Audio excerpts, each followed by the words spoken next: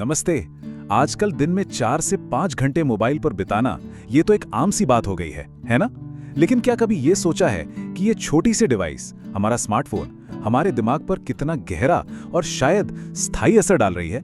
तो सवाल यही है, आखिर ये स्मार्टफोन हमारे दिमाग के साथ कर क्या रहा है? क्या ये बस एक आदत है या इसके पीछे कोई गहरा साइंस भी है? चलिए इस पूरी बात को जरा समझते हैं। ये सीन तो हम सबके लिए जाना पहचाना है। सुबह आँख खुलती है, अलार्म बंद किया और सबसे पहली नजर कहाँ जाती है? सोशल मीडिया पर या मेल्स पर। ये इतनी कॉमन आदत बन गई है ना कि इसने हमारे दिन की शुरुआत करने का तरीका ही बदल दिया है। बिल्कुल। तो सवाल ये है कि आखिर दिमाग और मोबाइल के बीच इतना मजबूत कनेक्शन बनता कैसे है? इसका जवाब पता कहाँ है? न्यूरोसाइंस में। और यकीन मानिए, ये समझना बहुत ही दिलचस्प है। इसकी जड़ में है एक चीज जिसे कहते हैं इंस्टेंट रिवॉर्ड साइकिल। सोचिए, हर एक लाइक, हर कमेंट या हर नोटिफिकेशन ये दिमाग के लिए एक छोटे से इनाम की तरह है। इससे ना डोपामाइन रिलीज होता है, जिसे फील गुड हार्मोन भी कहते हैं। और बस हमें फौरन खुशी मिलती है और हमारा दिमाग क्या करता है? वो बार बार उसी खुशी को पाने का आदी हो जाता है। और ये जो साइकिल है ना, ये एक लूप में काम करती है। देखिए, सबसे पहले होता है एक ट्रिगर, मान लीजिए फोन का बजना। फिर हम लेते हैं एक्शन, मतलब फोन चेक करते हैं, और फिर मिलता है रिवॉर्ड, कोई नया मैसेज या लाइक। और ये लूप बार बार दोहराया जाता है। इससे आदत और पक्की होती जाती है और धीरे धीरे ये एक लत का रूप ले लेती है। लेकिन इस इंस्टेंट रिवॉर्ड की एक कीमत भी है।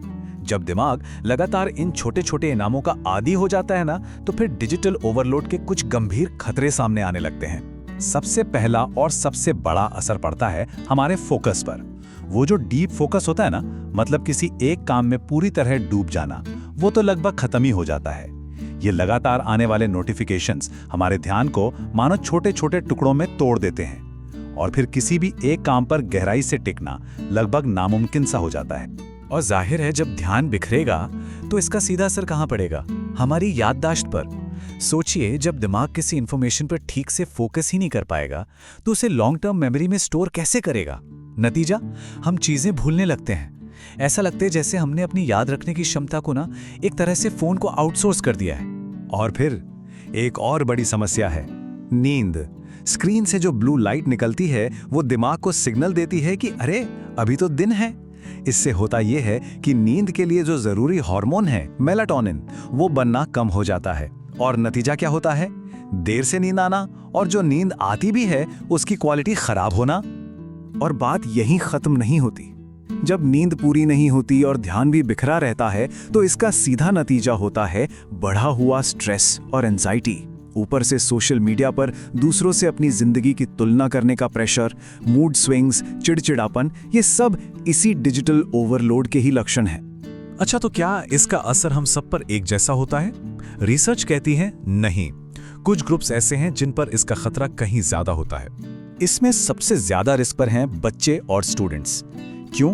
क्योंकि उनका दिमाग अभी डेवलप हो रहा होता है और इन आदतों के लिए वो ज्यादा सेंसिटिव होते हैं। उनके बाद नंबर आता है ऑफिस में काम करने वालों का, जो काम के प्रेशर में लगातार स्क्रीन से जुड़े रहते हैं। और फिर वो लोग जो देर रात तक फोन का इस्तेमाल करते हैं। तो इतनी सारी प्रॉब्लम्स की बात हो गई, अब आते हैं सॉल्यूशन पर। और अच्छी खबर यह है कि इन आदतों को बदला जा सकता है, दिमाग पर कंट्रोल वापस पाया जा सकता है। इसके लिए ना एक बहुत असरदार 4 स्टेप रीसेट प्लान है। सबसे पहला, अपना स्क्रीन टाइम सोच समझकर कम करें।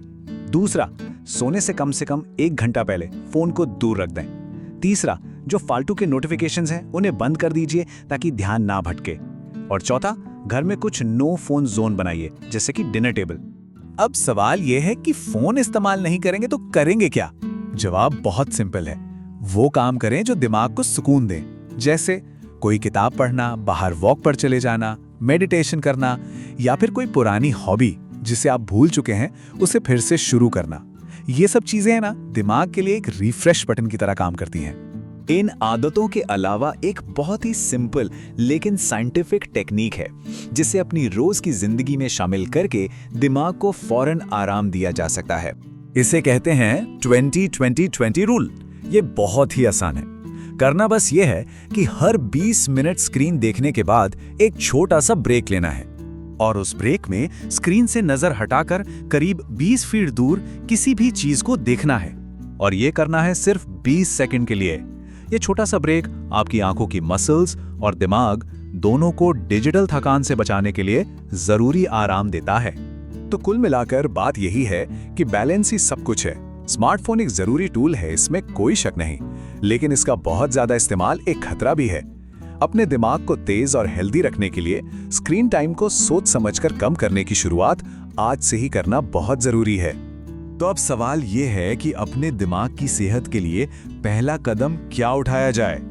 क्या वो स्क्रीन टाइम कम करना होगा, या नोटिफिकेशंस को बंद करना, या फिर सोने से पहले फोन को दूर रखना? ये फैसला हम सबको अपने लिए खुद करना है।